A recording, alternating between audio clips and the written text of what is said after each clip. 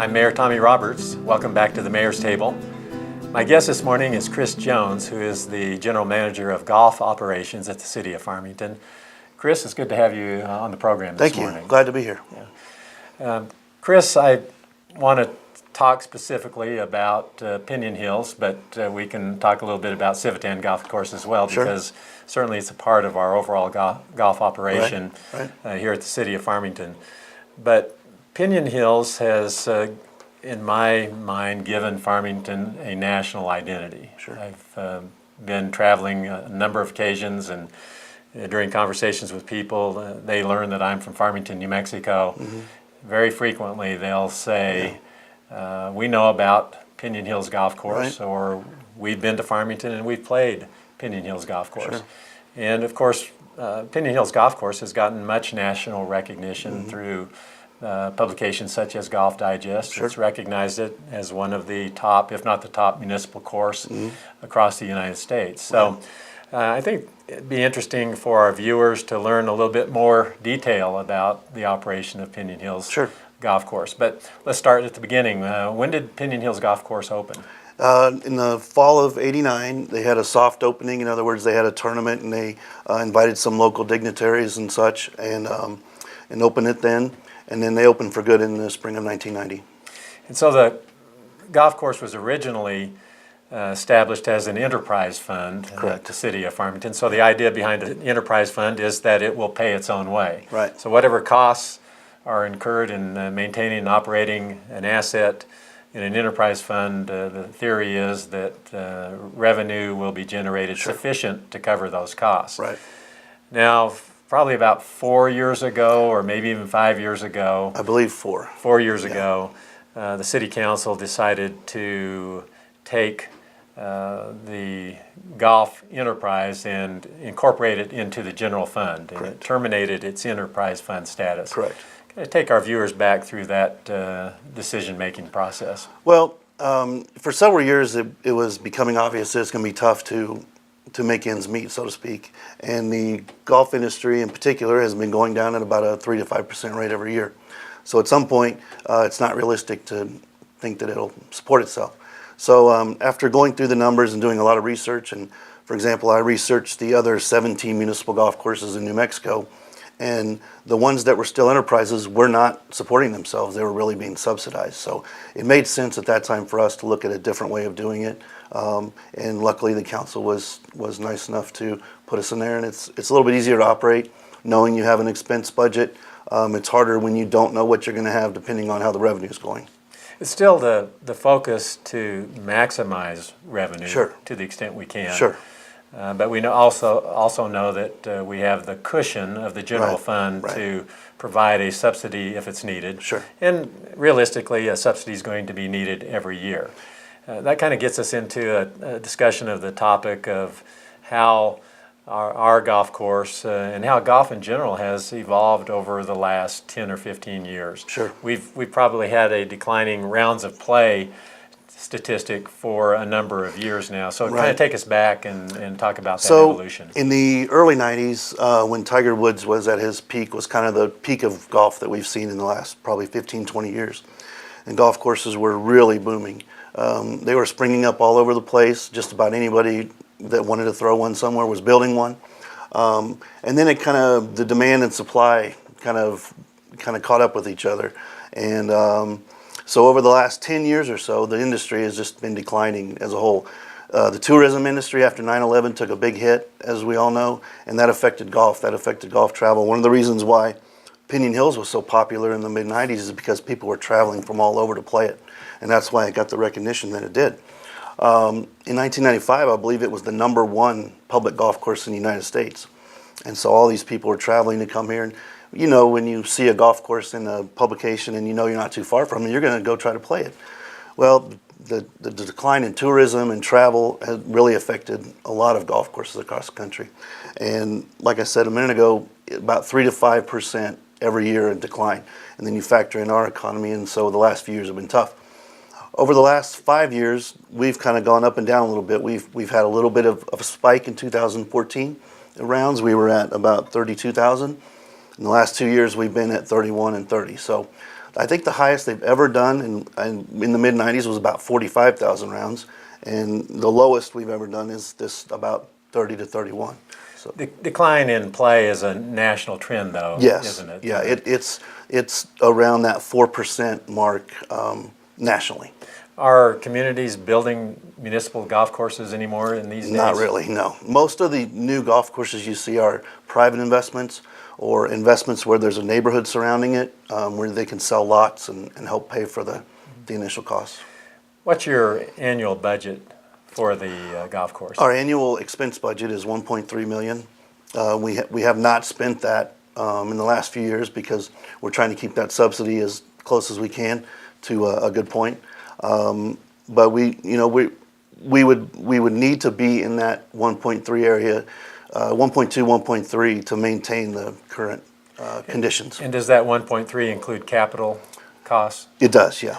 And is that the combined budget for both golf courses, the Civitan Par 3 courses? No, Civitan has a budget of about 120,000. Okay. Yeah. So Pinon Hills has a 1.3 million annual expenditure budget currently. How are we doing on revenue? Revenue, surprisingly, no matter what our rates are, no matter how many rounds we do, stays pretty steady. Over the last 10 years, it's between $1 million and 1.1. We've had, again, some little spikes here and there, but it's pretty consistent. And so the general fund is subsidizing Pinon Hills to the tune of $100,000 to $200,000 approximately, yes, a year. And my opinion is that that's a subsidy well worth the expense. So Pinon Hills Golf Course is part of that economic development cog in our community. Right. And it's a quality of life asset that is very valuable to the people of Farmington, in my opinion, whether you play golf or you don't. I agree with that, and we still do get our fair share of travelers that come through, and almost, especially this time of year through August, September, we still get those people that come in and say, I've been thinking about playing here for years, and I'm finally made my travel plans work to be able to do it. So we still see those people, but I agree. I think we still get a lot of benefit from having it in our community. What kind of play does the Civitan Par 3 course get? Civitan, not quite as much. Of course, it's 9 holes, not 18. So they've averaged in the 12,000 range the last 3 to 5 years, 12,000 rounds. Let's talk about rates. I know that obviously you can go on to Pinon Hills and pay a day rate. Sure. And, Sure. Or you can buy an annual pass. Sure. Let's let our viewers know what those rates are. Sure. So a daily rate for a San Juan County resident right now is about $40 for 18 holes with a cart. It fluctuates. We also have some afternoon specials and twilight specials like most golf courses do. So you can play as cheap as $25 after 3 o'clock in the summer. You can still get in 18 holes. We have an annual pass for $675 a year, which is, in comparison to a lot of the places around here, it's very good. That gets all your green fees, and then you would just need to pay for a cart if you wanted to rent a cart, or you can walk. So if you want to buy an annual pass for $675, and the green fees probably are going to average maybe $30. Yeah, approximately. So you play 23 you got to play times, yeah. and you've paid for it. Paid for your pass. Right. If you pay 100 times, if you play Right. 100 times, Right. you're bringing your cost per round way down. And we have those guys, as you know. One of the guys, when we were looking at rates a few years ago, actually quoted in the paper.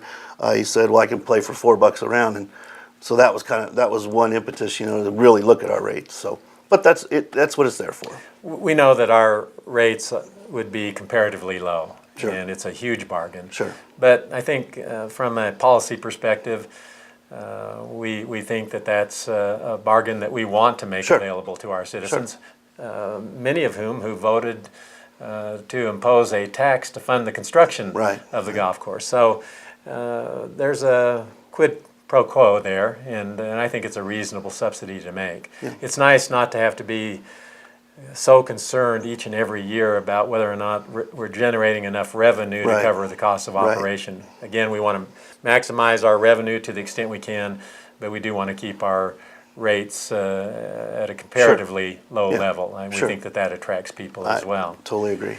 So Chris, I want to talk in the remaining time that we have about something that interests me, and that is this topic about what it takes to maintain a golf course and keep the quality at the high level that Pinon Hills has kept. Sure. Talk to us a little bit about the personnel that's required to maintain and operate a golf course, and what has to be done on a daily basis. Okay. Well, we have a golf course superintendent, and we have an assistant superintendent. We have an irrigation technician and a mechanic, and then and one more full-time position that also helps at Civitan. So there's not actually a dedicated golf course superintendent at Civitan. We kind of spread our resources there. Then from April to October, we hire anywhere from 10 to 12 seasonals that work 40 hours a week. Mowing, doing the bunkers, weed eating, you name it, they're all doing it. On the pro shop side of things, we have myself and Luke Tanner, my head professional, and we're the only two full-time employees in that regard. And then we also hire seasonals to help us, kind of marshals and kids that pick the range and such. On a daily basis, they mow the greens every morning in season. They rake the bunkers probably 3 times a week. Most of the areas, the grass areas, are mown, other than the greens, 3 times a week. The tees, fairways, rough, things like that. So I always think about fertilization, getting the grass green. Sure. And keeping it weed-free. What's the process involved to do that? It's tough, and at Pinon Hills, there's a lot of places where you don't have a lot of soil. There's a lot of sandstone, so you might get a rain and it just runs off. It doesn't soak in. So we have a fertigation tank that attaches to the irrigation system that they can slowly put out some nutrients. But in the spring, there's definitely some things that need to be done to keep out some weeds, and they fertilize pretty much wall to wall, with the tractor and spread it everywhere. So the greens take more because there's such a short blade of grass that they take more nutrients. More often we need to fertilize those and do things like verticut them and put a little sand top dressing on them to keep them healthy. Well, you as the general manager and the greens superintendent and the employees need to be commended for keeping that facility in high quality. I hear frequently again from people in the community and people outside the community who have played the course, their common assessment is that it's high quality. I appreciate that. We appreciate that as well because it's a draw for our community. Yeah. In closing, I want to ask you a little bit about yourself. How long have you been at Pinon Hills? It'll be 10 years in December. Okay, and you have a professional golfing status as well? Yep, I'm a member of the PGA of America, and so is Luke Tanner. And so we have 2 of us on staff that are qualified for just about anything in the golf business. And you provide lessons? We do, and then we also have a teaching professional that's kind of on a part-time basis, Dana Hickman. But we provide adult classes, we provide junior classes. We're a First Tee of San Juan County affiliate, which I'm really glad we've been able to do that the last few years. And then, we individual lessons. They're just about anything somebody wants to do, we can provide. And how's your game these days? I don't play as much as I'd like to, but it's okay. Well, you going to give us your handicap? Well, as a PGA member, you don't really carry a handicap, right. But I'd guess it's somewhere around a 3. Well, I'm not going to reveal mine, but I enjoy playing golf as well, and we appreciate, again, what you guys do at the golf course. That will conclude this segment of the Mayor's Table. Thanks for joining us, and we'll see you again next Monday.